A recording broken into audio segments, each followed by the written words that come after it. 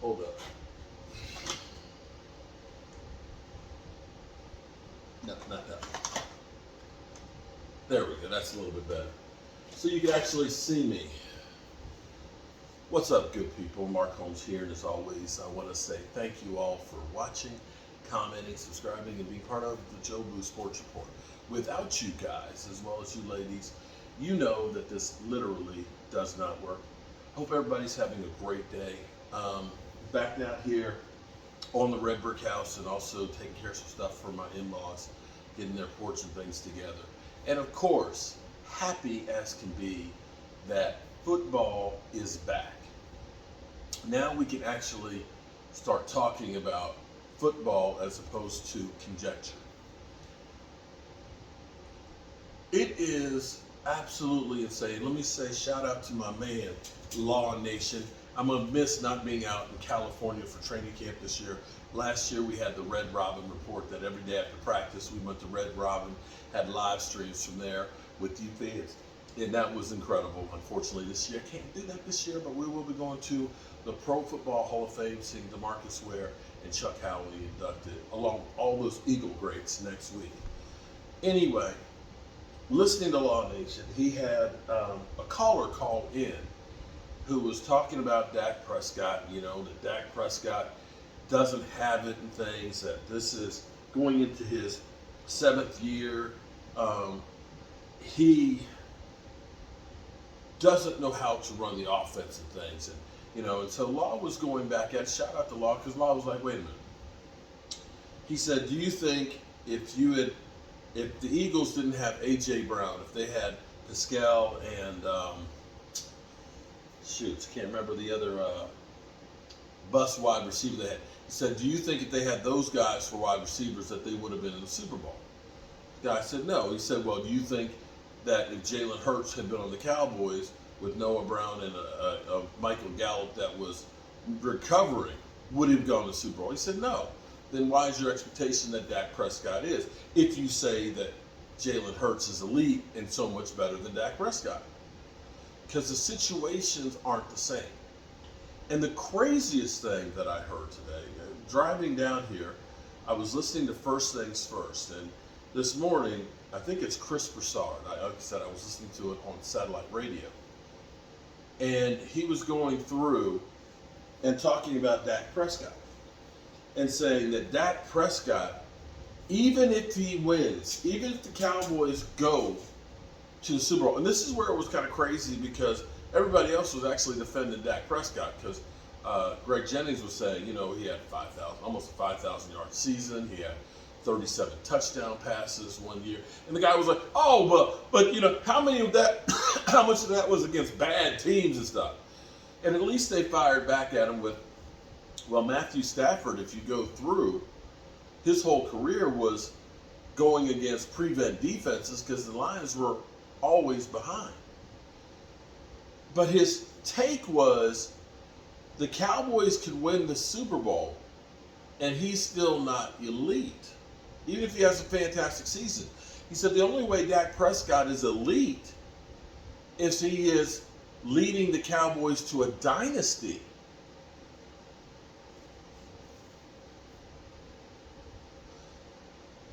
And at first I was like, are you kidding me? Are you crazy? Because my first thought was the only dynasty that we've had since the Cowboys, maybe you could say Denver was because they won 2 of their, together. I can look and I can say Aaron Rodgers wasn't a dynasty. I don't know that Peyton Manning was a dynasty. I don't think Eli Manning was a dynasty. I look and I say Tom Brady, that was a dynasty. Maybe Pat Mahomes is beginning a dynasty. But if your thing is Dak Prescott, the only way he can be elite is to lead the Cowboys to a dynasty, then there aren't any elite quarterbacks. Do we have the definition of elite wrong? Is this, what we've been thinking about elite is like, let's say, the top 10 quarterbacks, the guys that are leading teams, great numbers, getting touchdown passes, able to do things that other guys don't, that maybe that's like sub-elite? And that elite is only like the dynasty level? Does he have a different definition of elite?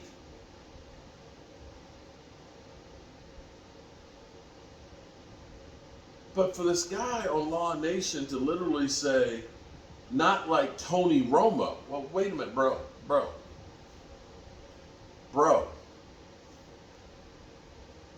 Tony Romo and Dak Prescott have the same amount of playoff wins. But not only that, you can look at Tony Romo's best playoff game. He had 2 touchdown passes. Dak had 3 going against Aaron Rodgers his rookie year and 300 yards. And just a miracle play that they should have called holding on too, mind you, was what lost that game. The guy turned around and said, oh, but he had a slow first half.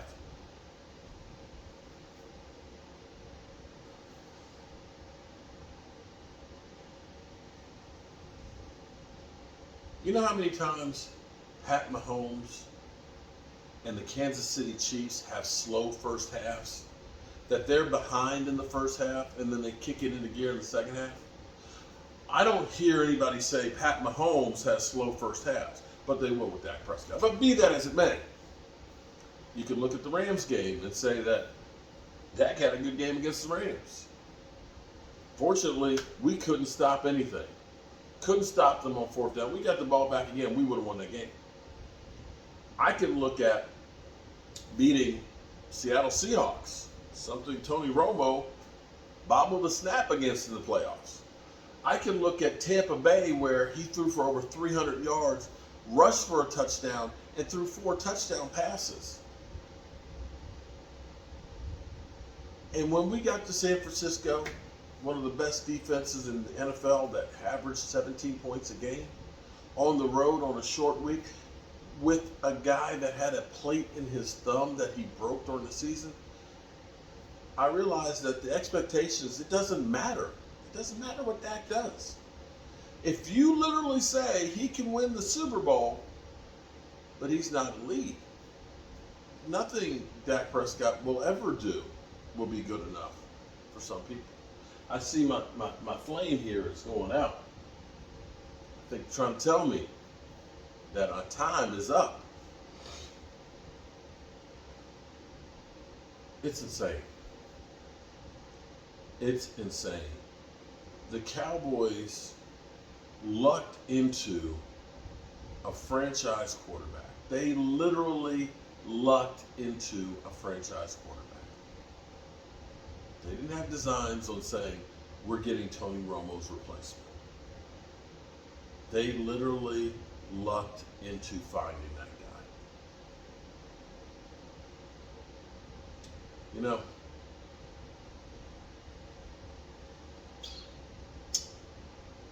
I'm gonna let that go out, and then I'm gonna go a little further here. I don't know what's wrong with people.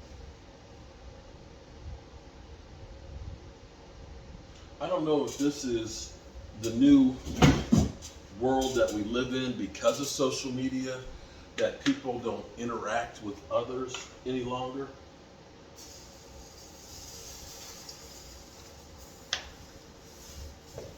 That people are literally just full of hate. That people, no matter what, are never satisfied, and they expect everybody to bend their ass over for them and do what the hell they want. When I hate to tell you, namby-pamby, punk-ass little biatches, that the world doesn't work that way. I come from a different generation. A generation that you actually respect others. You may not agree with others, but you respect their right to their opinion. They don't agree with you, doesn't mean I have to hate you. Doesn't mean if they're different that you need to be extinguished. and that your opinion doesn't matter. It used to be, you do you. If it doesn't affect me, you do what you do behind your own closed doors. But these little keyboard warriors that just want to be little punk ass biatches, I guess because they don't know how to relate to people in the real world, maybe you need to get out from behind the keyboard and actually interact with people. Stop text messaging everybody. Actually go up and say hello to somebody. Have a conversation. Get to know them. And understand they're not somebody to fear or somebody to hate. I am so sick and tired of everybody being so negative, you know? And I'm so sick and tired of people hating because somebody else is doing well. Or they feel like somebody has got something that they don't because they didn't work their ass for it. There's a whole world out there. And yes, people get raw deals. Yes, people have bad things happen to them. Yes, I've had bad things happen to me. I've almost died a couple of times. I've been burnt on this leg. I've had flesh-eating bacteria. I've had 6 knee operations. I've been divorced. I've been bankrupt. But you know what you got to do?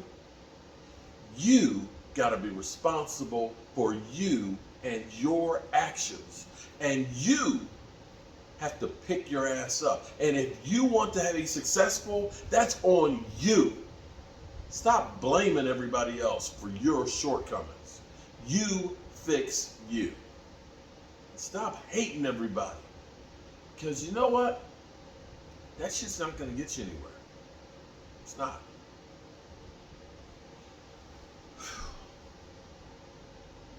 Life is too damn short.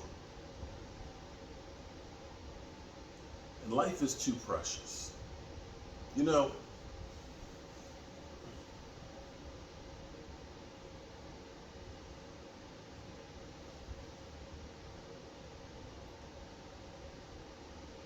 I saw something terrible today.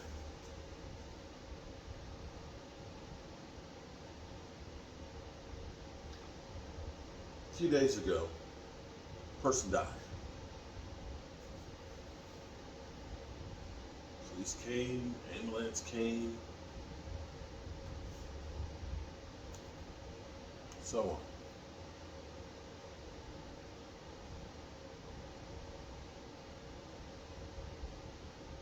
Now, everybody, now that she's passed, has come by. Now that she's gone. How crazy is that? See, here's the thing.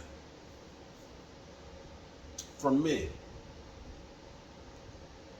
I messed up because I didn't spend the time with my brother not knowing that he was sick. And he's gone. If you cannot make time to see me when I have my mental faculties, I'm physically able to know who you are, that we can do something together, have a conversation, create some memories, by all means, don't come by when I'm dead.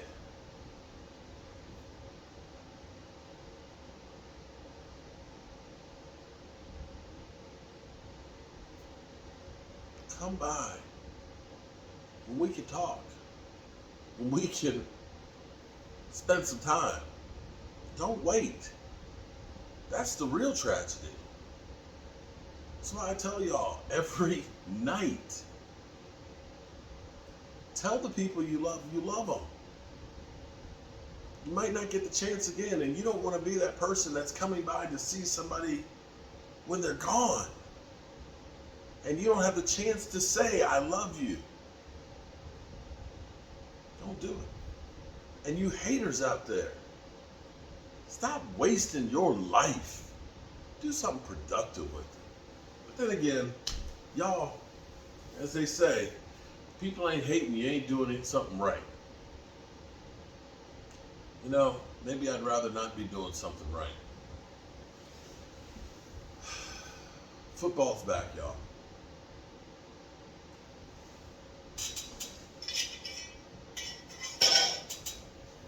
I appreciate y'all. God willing, I'll see you tomorrow.